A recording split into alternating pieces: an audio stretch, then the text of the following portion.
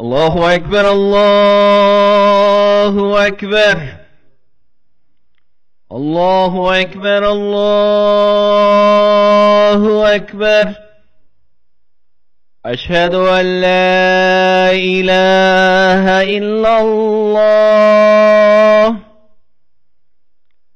أشهد أن لا إله إلا الله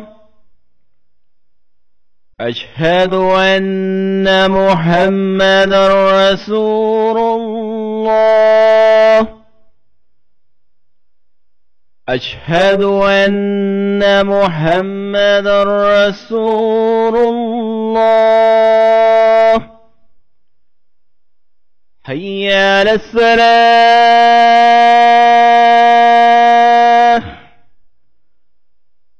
حي على الصلاة حي على الفلاح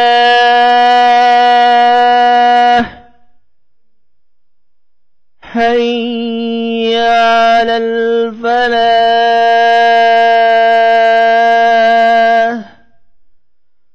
الله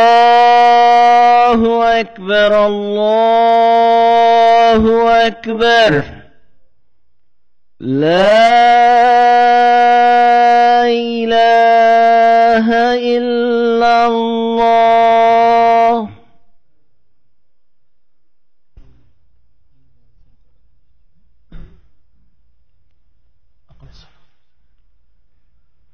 الله أكبر الله أكبر أشهد أن لا إله إلا الله أشهد أن محمدا رسول الله حي على الصلاة حي على الفلاح قد قامت الصلاة قد قامت الصلاة الله أكبر الله أكبر لا إله إلا الله الله أكبر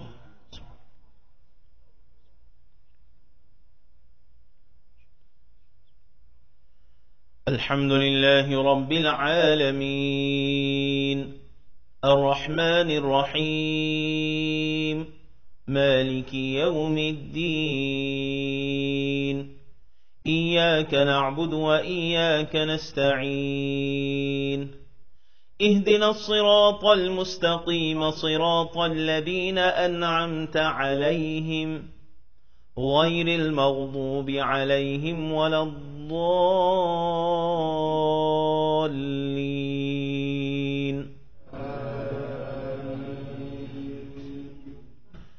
ألف لام ميم تلك آيات الكتاب الحكيم هدى ورحمة للمحسنين الذين يقيمون الصلاة ويؤتون الزكاة وهم بالآخرة هم يوقنون أولئك على هدى من ربهم وأولئك هم المفلحون ومن الناس من يشتري لهو الحديث ليضل عن سبيل الله بغير علم ويتخذها هزوا أولئك لهم عذاب مهين وإذا تتلى عليه آياتنا ولى مستكبرا كأن لم يسمعها كأن في أذنيه وقرا فبشره بعذاب أليم إن الذين آمنوا وعملوا الصالحات لهم جنات النعيم خالدين فيها وعد الله حقا وهو العزيز الحكيم الله أكبر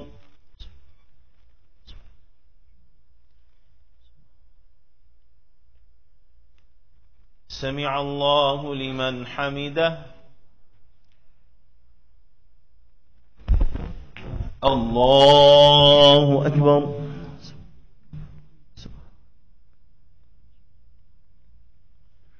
الله أكبر الله أكبر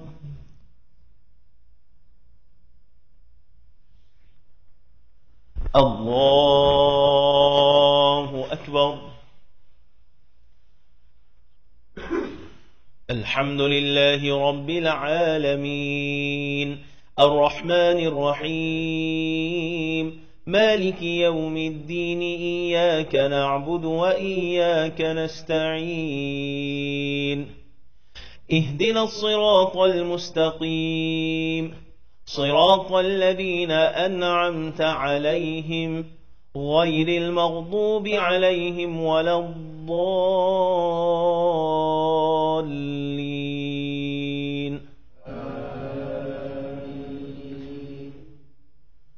خلق السماوات بغير عمد ترونها وألقى في الأرض رواسي أن تميد بكم وبث فيها من كل دابة وأنزلنا من السماء ماء فأنبتنا فيها من كل زوج كريم. هذا خلق الله فأروني ماذا خلق الذين من دونه بل الظالمون في ضلال مبين. ولقد آتينا لقمان الحكمة أن اشكر لله ومن يشكر فإنما يشكر لنفسه ومن كفر فإن الله غني حميد. الله أكبر.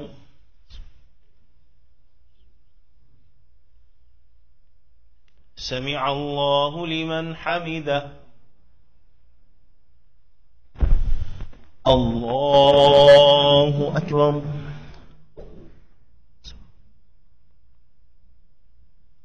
الله أكبر. الله أكبر.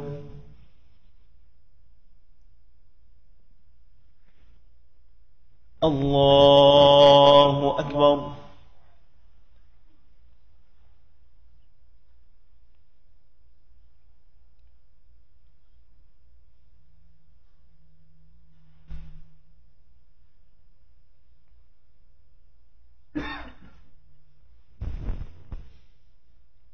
الله أكبر.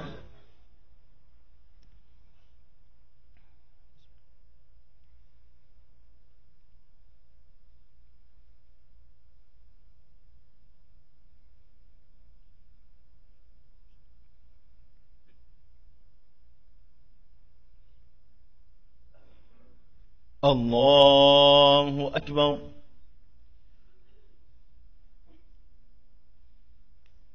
سمع الله لمن حمده. الله أكبر. الله أكبر. الله أكبر.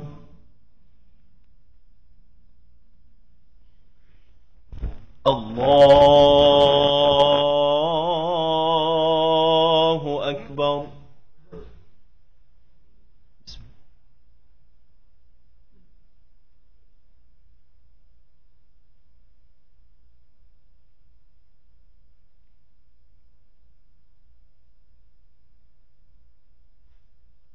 الله أكبر.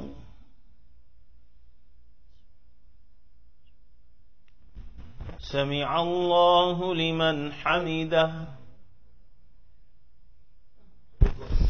الله أكبر.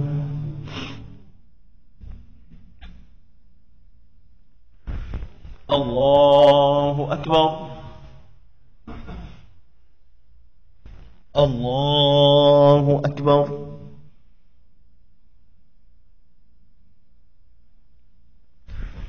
الله أكبر.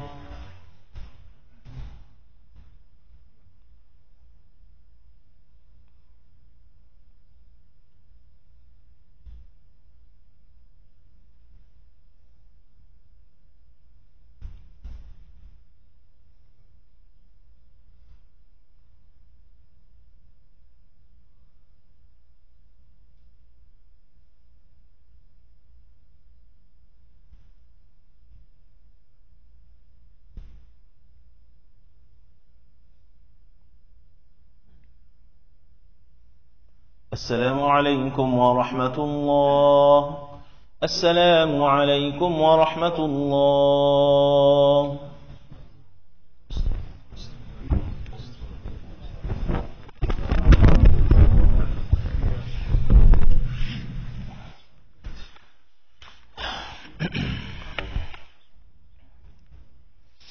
السلام عليكم ورحمة الله وبركاته. بسم الله الرحمن الرحيم. نحمده ونصلي على رسوله واحلل عقدة من لساني يفقهوا قولي. عن أنس بن مالك رضي الله عنه عن النبي صلى الله عليه وسلم قال: ما يحب لنفسه متفق عليه.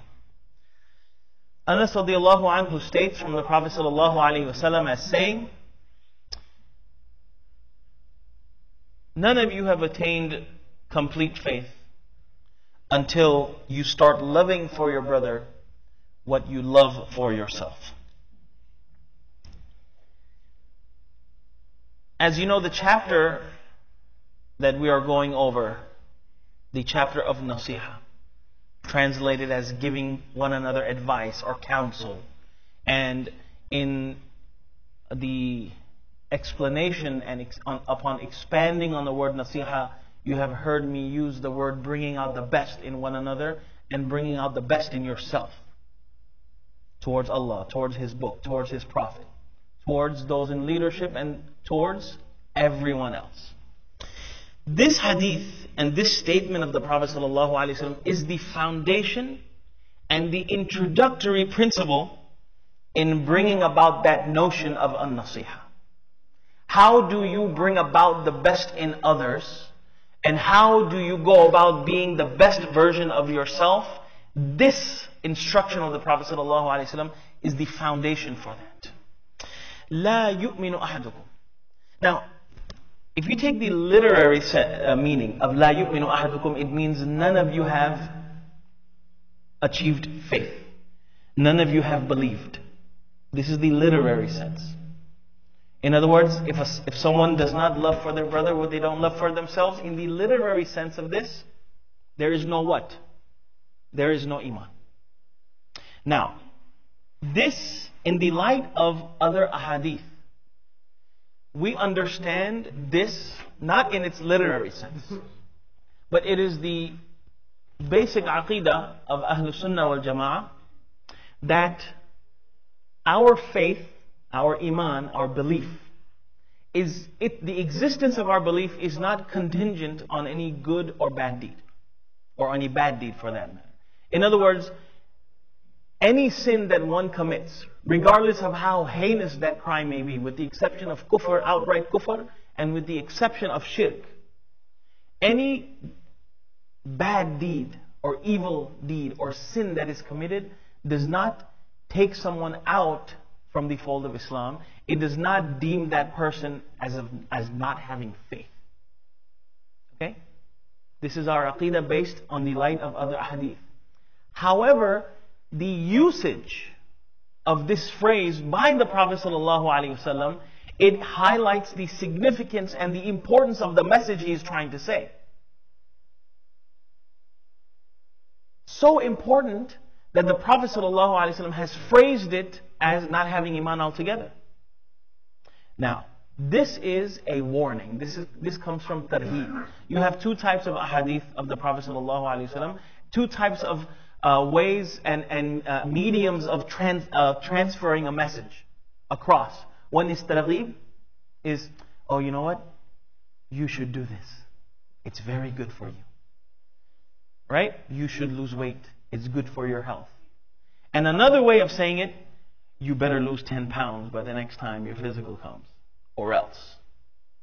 So one is an encouragement, and the other one is a warning, a stern warning. So the Prophet ﷺ is delivering this message in the shape of a warning. Okay? لا يؤمن أحدكم حتى يحب لأخيه, until he does not. Now, by the way, this notion of loving for your brother what you love for yourself, it's not a one-time deal, or like as we know as a one-hit wonder, right? No. حتى يحب, until this person starts, he forms the habit of loving for his brother what he loves for himself.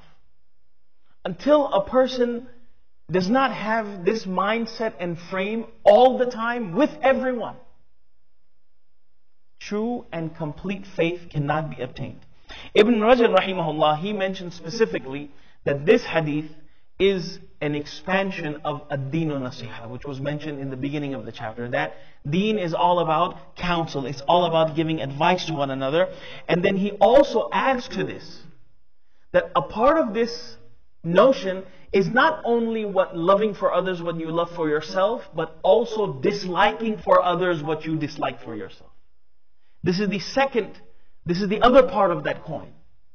Yeah, I can love for all of you all to be, love something for all of you, but I also should dislike for you what I dislike for myself as well.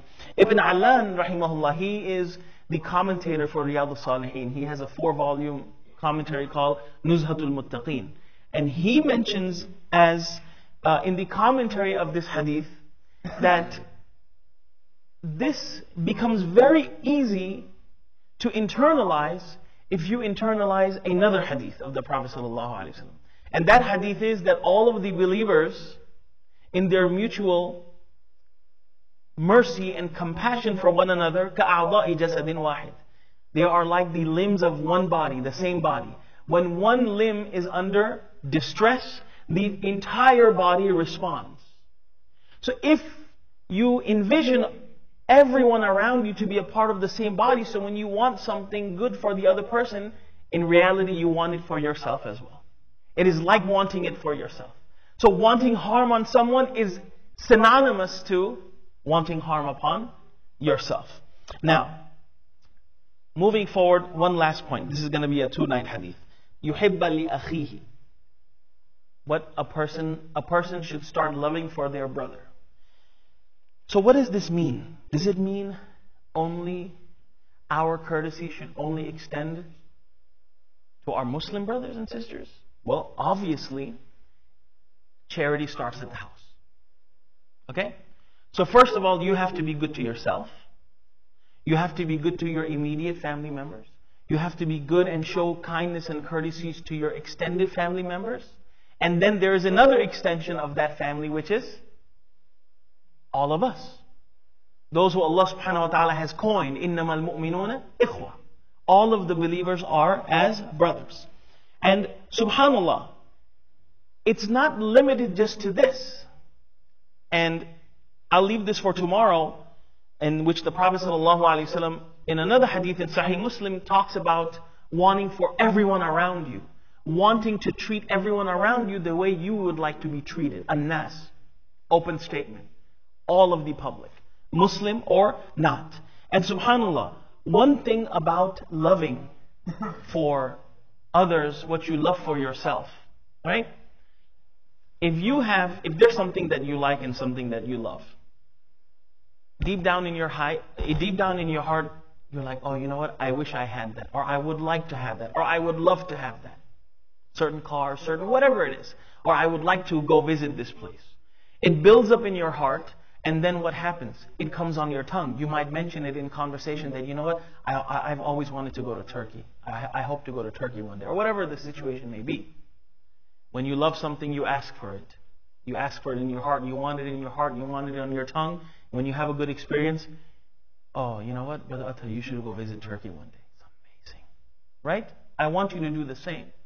There is something that Allah subhanahu wa ta'ala, something that is so beloved to us, and we ask for it, and we have no choice but to ask for it. And what is that? There is one thing in our daily lives that we have to ask Allah subhanahu wa ta'ala for, whether we like it or not. Hidayah. If you don't ask for hidayah in the prayer, your prayer is not accepted. If there's no Surah Fatiha, there's no prayer.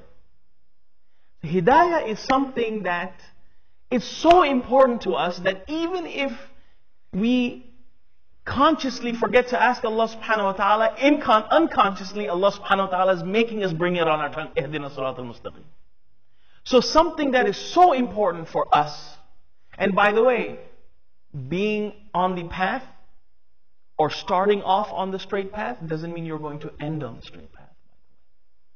We have this false sense of security that because I was born Muslim, I'm going to die Muslim, or because someone may accepted it along the way, I may die as a Muslim. But there's no guarantee. The things that we do on a daily basis, weekly basis, good deeds, and asking Allah subhanahu wa ta'ala for hidayah, this is our way of holding on to that sirat and staying on that straight path. So something that we love for ourselves, that we ask for ourselves, that we want for ourselves, that we don't have a guarantee for ourselves, we should want that for everyone else as well. Muslim or not. Inshallah, we will expand on this tomorrow. Jazakumullahu khair. Tomorrow night, we will all of the normal weekly programming will resume. The Wednesday night Tajweed Halaq after Isha, the Friday Seerah, once a month Friday family night. Inshallah, all of the programs will resume as normal. Inshallah. Jazakumullahu khair.